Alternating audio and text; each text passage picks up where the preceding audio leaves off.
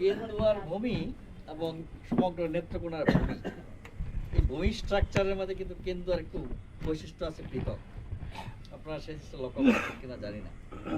আমরা যদি তার শাব্দিক দিকে যাই, তবে কেন্দুয়াতে কোনো স্থান নামের সাথে ডহর নেই, কিন্তু যদি নেত্রকোনা আসেন পাবেন, প্রচুর পাবেন ডহর, পূর্ব ডহর। যদি পূর্বলা যান পাবেন চলিত ডহর, সোহাগী ডহর, নারায়ণ ডহর, বামন ডহর, অসংখ্য ডহর। আমাদের দুর্গাপুর মেলা ডহর, দুর্গাপুরে আছে মেলা ডহর। মানে কি গ্রাম? ডহর মানে নিচু ভূমিতে থেকে উঁচু ভূমিতে উন্নীত হওয়া, অর্থাৎ ভরাট ভূমি। এই শব্দগুলা থেকে বোঝা যায় যে কেন্দুয়া একটা প্রাচীন স্থান। আর যদি ঐতিহাসিক দিকে আমরা বিশ্লেষণ করতে যাই, তাহলে আমরা যদি দেখি রয়্যালবাড়ি দুর্গ, এটার স্থাপনকাল কি আমরা মোগল যুগ ধরবো? না, এটার যে স্ট্রাকচার, এটা স্ট্রাকচার তো বলে মোগল যুগের আগে। যদি আগের হয় তাহলে তো নিঃসন্দেহে এটা সুলতানি যুগ, মোগল যুগের সংস্কার।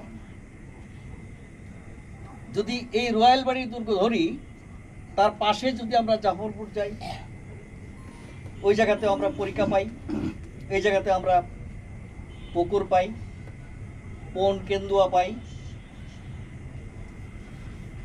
এই সমস্ত বিষয় আশয় যদি আমরা বিচার বিশ্লেষণ করি, তাহলে কেন্দুয়া নেত্রকোনার অন্যান্য স্থান থেকে প্রাচীন স্থান বলেই আমরা মনে করতে পারি, ঐতিহাসিক দিক যদি বিচার বিশ্লেষণ করি। তো রয়্যালবাড়ি যখনই আমরা আসি, তখনই আমরা যদি আমরা সংস্কৃতির দিকে যদি আমরা ডাইভার্ট হই, সঙ্গীতের দিকে যদি আমরা ডাইভার্ট হই, তাহলে আমরা দেখি যে টুংরি, ক্লাসিক্যাল যেটা, হ্যাঁ, এই টুংরি লখনৌ থেকে প্রথম আমাদের কেন্দুয়া আসে। কাদের মাধ্যমে? বাইদের মাধ্যমে। কেন্দুয়া প্রায় 70 থেকে 80 জন বাইয়ের নাম পাবেন ডক্টর এনামুল হক স্মারক গ্রন্থের দ্বিতীয় প্রবন্ধ, ডক্টর আলী নওয়াজের একটা প্রবন্ধ আছে ময়মনসিংহ। ওইটাতে প্রায় 70 থেকে 80 জন বাইয়ের নাম পাওয়া যায়, যারা কেন্দুয়াতে একসময় টুংরি গান গাইতেন, টুংরি পরিবেশন করতেন সন্ধ্যায়।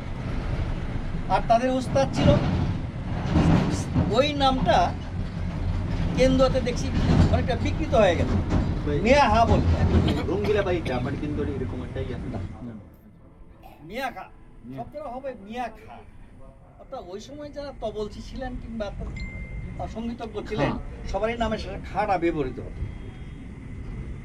এই কেন্দুয়া, পন কেন্দুয়াতে সেই মিয়া খার সমাধিটা এখনো আছে কিনা জানি না, তবে এই বাইদের যে পন কেন্দুয়াতে এক সময় মিয়া খার সমাধিটা ছিল। প্রতিদিন সন্ধ্যায় ওই জায়গাতে মোম জ্বালানো হতো, প্রদীপ জ্বালানো হতো। আর ওই জায়গা থেকেই কেন্দুয়ার সাহিত্য, সংস্কৃতি ইত্যাদি বিস্তার লাভ করতে থাকবে।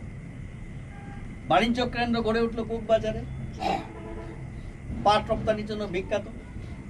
এটা ঢাকা অঞ্চল, অর্থাৎ এই অঞ্চলে ডান্ডি বলা হতো, এটাকে বাংলাদেশের ডান্ডি বলা হতো।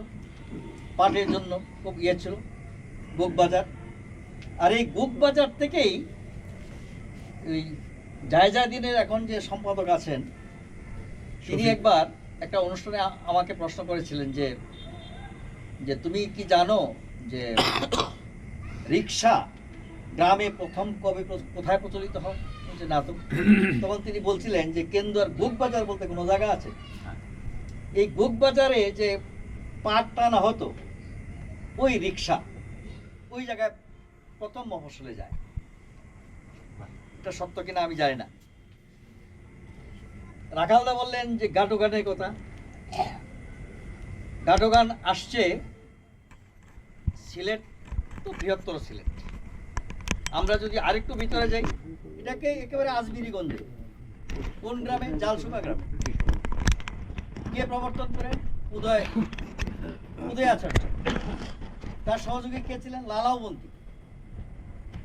তিনি রাধা এবং কৃষ্ণের প্রেমে মাতোয়ারা হয়েছিলেন। একসময় তিনি ঘরছাড়া হলেন। ঘরছাড়া হওয়ার পর উনি যখন আবার ঘরে ফিরে আসলেন, তখন দুই কিশোরকে দিয়ে একজন রাধা একজন কৃষ্ণ বেশ ধারণ করিয়ে তিনি গান করতেন। পরবর্তী সময় ভাবলেন যে এটা তো অন্যান্য মানুষের জানা উচিত, এই বিরহ তো একা আমার বুক করলে হবে না। তখন তিনি নৌকা নিয়ে ঘাট থেকে বিভিন্ন ঘাট থেকে ঘাটে উনি বিচরণ করতে শুরু করলেন।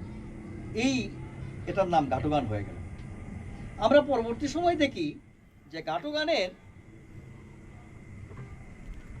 বিভিন্ন বিচার বিশ্লেষণ, বিভিন্ন বিভাজন যখন তৈরি হয়, সিরাজউদ্দিন কাশিমপুরি তার বাংলাদেশের লোকসঙ্গীত পরিচিতি এই বইটাতে তিনি বলছেন যে গাটু খাটো চুল রাখতো তাকে ভটগাটু বলা হয়। কিন্তু আমরা তো স্থানীয়ভাবে দেখি যে যে লোকটা লম্বা চুল রাখে তাদেরকে আমরা গালি দিই ভটগাটু বইলা। তো জিনিসটা উল্টা হয়ে গেল না? তা আমার মনে হয় যে এটা কোথাও একটা সমস্যা আছে। আমরা তো শুনতাম যে ব্যাটার বিটের সাথে এটা গাডু করে। গাডু অর্থাৎ লম্বা চুল রাখলে এটা কয় বটগাডু। কিন্তু এই সিরাজউদ্দিন কাশিমপুরের ওই বইটাতে বটগাডু বলেছে উল্টাটায়। যাই হোক, এই ঘাটু গান একটা সময়ে এসে হাওর অঞ্চল ভেদ করে এই নেত্রকোনা জনপদে এসে আসলো। কোথায় আসলো? এটা জল সাত পিটার নতুন জল সাত পিটানোতে এটার তালে তালে একজন সামনে নাচতো, বাকিরা জল সাত পিটাই। এটা চলে গেল ময়মনসিংহে।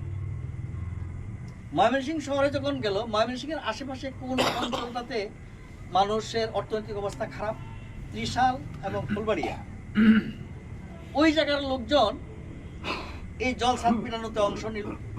এখন যদি আপনি ময়মনসিংহ যে প্রশ্ন করেন যে ঘাটুগান কোথায় প্রচলিত হয়েছিল, কেউ বলবে ফুলবাড়িয়া, কেউ বলবে ত্রিশাল। আমি বলছিলাম যে না, ঘাটুগান তো মুখ জায়গায় তো একেবারে মার অবস্থা।